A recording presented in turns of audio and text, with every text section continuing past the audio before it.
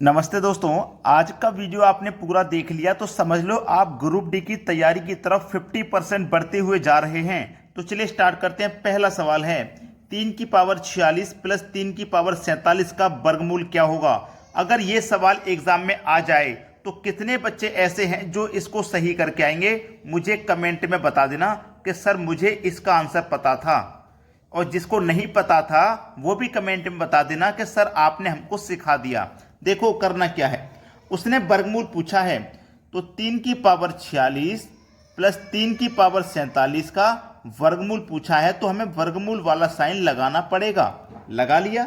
चलिए 3 की पावर 46 लिखिए, 3 की पावर 46। ठीक है, अब देखो यहां पे क्या है 3 की पावर 47 और मैंने क्या लिखा 3 की पावर 46। देखो 3 की पावर 46 है और इसमें भी 3 की पावर 46 है तो 3 की पावर 46 आ गया कॉमन। 3 की पावर 46 आ गया कॉमन। अब देखो जब 3 की पावर 46 यहां से पूरा कॉमन आ गया तो यहां 1 बचा प्लस। ठीक है, अब यहां से 3 की पावर 46 चला गया तो 3 की पावर यहां पे कितना बचा, 1 बचा। क्लियर है इतना। और पूरे के ऊपर क्या है, वर्गमूल वाला साइन है। ठीक है, यहां तक समझ में आ गया। अब देखिए ये क्या है 3 की पावर 46, 3 की पावर 46 इंटू 3 की पावर 1 का मान 3 रहेगा, उसमें जोड़ देंगे 1 तो कितना हो जाएगा भैया, 4 हो जाएगा। ठीक है, अब इसके ऊपर क्या है, वर्गमूल का साइन। अगर मैं यहां से वर्गमूल का साइन हटा दूंगा, अगर मैं यहां से वर्गमूल का साइन हटा दूंगा तो इसकी पावर क्या हो जाएगी, 1/2। क्लियर, इतनी पावर 1/2 हो जाएगी। अब देखो 2 से हम कटा देंगे 46 को तो ये 23 बार में कटेगा तो 3 की पावर कितना हो जाएगा भैया, 23 हो जाएगा। गुने में ये क्या है 4, तो देखो 4 का ये 1/2 है तो 4 का मान लीजिए वर्गमूल हमने कर लिया तो यहां पे 2 हो जाएगा। क्योंकि इसको हम क्या लिख सकते हैं, 2 की पावर 2 लिख सकते हैं। मैं यहां पे लिख सकता हूं 2 की पावर 2। जैसे 2 से ये 46 कट गया ऐसे ही 2 की पावर 2 कट जाएगा तो यहां पे 2 ही बचेगा। समझ में आ गई बात। तो इसको आप क्या लिख सकते हो, आगे पीछे लिखा हुआ है 2 गुने 3 की पावर 23 भी आप इसे लिख सकते हो। 2 गुने 3 की पावर 23 यानी कि सी ऑप्शन हो जाएगा सवाल का सही आंसर। सभी को समझ में आ गया है। अब देखते हैं अगला प्रश्न। अगला प्रश्न है एक हॉल में मौजूदा लोगों में से 6/11 लोग वहां उपलब्ध कुर्सियों में से 9/14 पर बैठे हैं। देखो ये तो हो गए बैठे हुए लोग और ये हो गई खाली कुर्सी। ठीक है, खाली कुर्सी। अब देखो बोला गया है 9/14, यही तो बोला है 9/14 यानी कि 14 कुर्सियां हैं, उनमें से 9 कुर्सियों पे लोग बैठे हुए हैं। ठीक है, तो खाली कितनी है भैया, 5 खाली हो जाएंगी। इतना तो समझ में आ गया कि जब 9 कुर्सियों पे लोग बैठे हुए हैं तो 5 कुर्सियां खाली हो जाएंगी। अब इधर भी लिखिए बैठे और खड़े। ठीक है, अब देखो यहां पे 6 बैठे हैं, 11 में से 6 पे लोग बैठे हैं यहां पे मौजूदा लोगों में से, तो यहां पे खड़े कितने हो जाएंगे भैया, 5। इतना क्लियर हो गई है बात।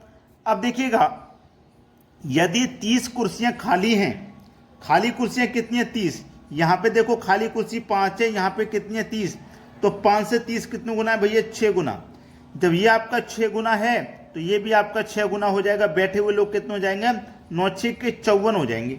बैठे हुए लोग कितने हो जाएंगे, 54 हो जाएंगे। अब देखिए यहां पे और यहां पे आ जाइए, बैठे हुए लोग कितने हैं, जब बैठे हुए लोग यहां 54 है तो बैठे हुए लोग यहां पे भी 54 होंगे। तो ये कितने गुना है, 6 निम 54 9 गुना, तो ये भी आपका 9 गुना हो जाएगा, 5 निम्मा 45। ठीक है, तो खड़े हुए लोग कितने हैं, खड़े लोग पूछा है ना, खड़े लोग 45 हैं। डी ऑप्शन सवाल का सही जवाब है। अब देखते हैं अगला प्रश्न।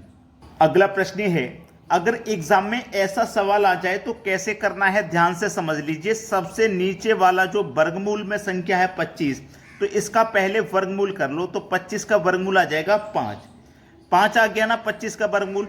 अब देखो ये 500 के बटे में आ गया 5, तो आपको क्या करना है, 500 में 5 से भाग करना है। तो 5 से कटाएंगे 500 को तो ये 100 बार में कटेगा। अब ये जो 100 है ये कहाँ आ गया, इस वर्गमूल में, तो 100 का वर्गमूल करोगे तो कितना हो जाएगा भैया, 10। अब देखो हमने वर्गमूल कर लिया, 10 आ गया, तो 10 कहाँ आएगा, 160 के बटे में, तो 10 से 160 में भाग दे दीजिए तो ये 16 बार में भाग जाएगा। अब ये 16 कहाँ गया, इस वर्गमूल में, तो 16 का वर्गमूल 4। अब ये जो 4 है 100 के बटे में, तो 100 को कटाइए 4 से तो 25 बार में कटेगा। अब ये 25 आ गया इस वर्गमूल में, ठीक है। 25 का वर्गमूल करो 5, अब ये 5 कहाँ है, 5 के बटे में, 5 से 5 कटा दिया तो 1 बचेगा किसमें, वर्गमूल में। तो 1 का वर्गमूल तो भैया 1 ही होता है, ये हो जाएगा आपके सवाल का सही आंसर। अब देखते हैं अगला प्रश्न। अगला प्रश्न है 5 5 देखो 9 बार लिखा है और 5 यहाँ पे 15 बार लिखा है, इनका HCF क्या होगा ये बताना है। तो यहाँ पे देखो 9 बार है, यहाँ पे देखो 15 बार है, इनका HCF बताना है। तो 9 और 15 का HCF आएगा 3, 3 से 9 भी कटेगा, 3 से 15 भी कटेगा, ठीक है। तो यहाँ पे HCF हमारा कितना आ गया भैया, 3 आ गया। तो 3 आंसर नहीं है, आप 3 को आंसर मत समझ लेना, 3 आ गया हमारा HCF। अब ये 3 आया है ना, तो इसका मतलब 5 आपको 3 बार लिखना पड़ेगा, 5 आपका 3 बार लिखना पड़ेगा। तो ये आपका सही जवाब है, ठीक है, ये आपका आंसर हो गया। अगर 4 आता तो 5 4 बार लिखते, HCF 5 आता तो 5 5 बार लिखते। क्लियर हुई बात। अब देखते हैं अगला सवाल। अगला सवाल है यदि a की पावर इतनी है बराबर a की पावर इतनी है तो a के कितने मान होंगे, a के कितने मान होंगे, ये पूछा गया है। देखिएगा ये जो सवाल है ना, ये आपके लिए होमवर्क है, ठीक है, क्योंकि इस प्रश्न में तो पेन भी नहीं चलाना, इसलिए मैं आपको होमवर्क के लिए दे रहा हूं। बहुत ही आसान सा सवाल, कमेंट में बताना आप सभी बच्चे कि इस प्रश्न का आंसर क्या आ रहा है। अब देखते हैं आगे। अगला प्रश्न है 58.7/9 का वर्गमूल बताना है, क्या होगा। 58 + 7/9 का वर्गमूल बताना है, क्या होगा, ठीक है।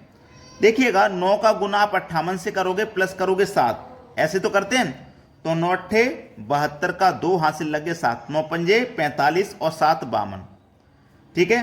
प्लस का कर देना है 7 और बटे में क्या आएगा 9 और इसके ऊपर है वर्गमूल का साइन। 522 में 7 जोड़ दो तो ये हो जाएगा 529 बटे में 9, इसके ऊपर है वर्गमूल का साइन। 529 का वर्गमूल होता है 23 बटे में 3 का 9 का वर्गमूल होता है 3, 3 से भाग दो तो 3 सत्ते 21, 23 में से 21 गया 2 बचा, 2 ऊपर बटे में 3। देखो किस ऑप्शन में है, 7.2/3, पहले ऑप्शन में। यह सवाल का सही जवाब है। अब देखते हैं अगला प्रश्न। अगला प्रश्न है 1 - 1/37 इंटू 1 - 2/37, ऐसे ही 1 - 3/37, ऐसे ही 1 - 4/37 चलता जाएगा, ठीक है। जब चलता जाएगा आपको बीच में एक संख्या ऐसी भी मिलेगी जो 1 - 37 के बटे में 37 आएगी। भाई देखो यहां पे 1 1 1, मैंने 1 ले लिया, 1 2 3 4 5 6 ऐसे ही करके बीच में 37 आएगा, 38 आएगा, 49 आएगा, 50 तक हम चलते जाएंगे और नीचे तो सभी में 37 है। इतना क्लियर है, किसी को कोई समस्या यहाँ पे बिल्कुल भी नहीं है। अब देखिएगा जब यहाँ पे ये वाली संख्या आएगी तो इसका मान कितना हो जाएगा भैया 0, और 0 का जब कहीं पे भी आप मल्टीप्लाई करो तो उसका आंसर 0 ही मिलता है। तो हमारा बी ऑप्शन क्या हो जाएगा, प्रश्न का बिल्कुल सही जवाब हो गया ना, आंसर का जवाब सभी को। अब देखते हैं अगला प्रश्न। अगला प्रश्न है 891 का स्क्वायर और 892 के स्क्वायर के बीच कितने पूर्णांक आते हैं। अगर आप इसको a मान लें और इसको b मान लें, ठीक है, इसको a माना इसको b माना, तो ये आपके पास क्या हो जाएगा, कितने पूर्णांक आते हैं उसने ये बोला है, ठीक है। तो आपको करना क्या पड़ेगा, प्रश्न को ध्यान से समझ लेना कि मैं कह रहा हूं a² - b² a² - b² और माइनस का 1, ठीक है। a² - b² बराबर a + b into a - b होता है। क्लियर है। चलिए a का मान कितना है आपके पास, a का मान है आपके पास 891 और b का मान है 892, ठीक है। तो इन दोनों को अगर आप जब जोड़ोगे तो कितना मिल जाएगा आपके पास 1783 इंटू a - b, यानी कि 891 और 892 का अंतर 1 आएगा, तो हमने यहाँ पे 1 लिख दिया है।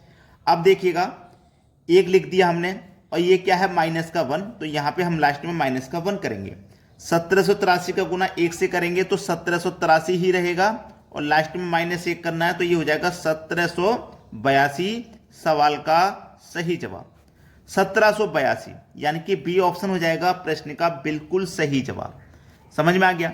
अब देखते हैं अगला प्रश्न। अगला प्रश्न है यदि स्क्वायर रूट में 21 बराबर 4.58 है तो स्क्वायर रूट में 7/3 का मान क्या होगा। बहुत अच्छा सवाल है, हमसे पूछा है 7/3 स्क्वायर रूट में, इसका मान पूछा है क्या होगा।